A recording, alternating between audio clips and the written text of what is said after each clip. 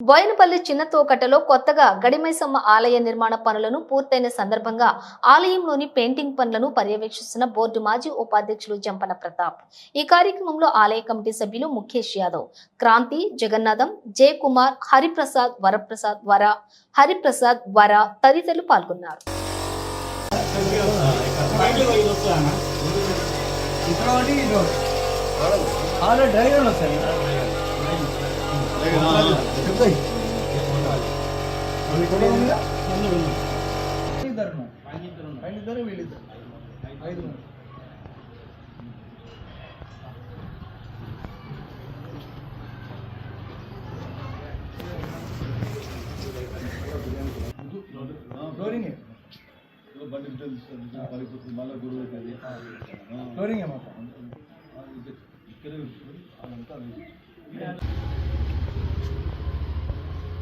స్టెప్ల పైన కూడా తీసుకోవాలా?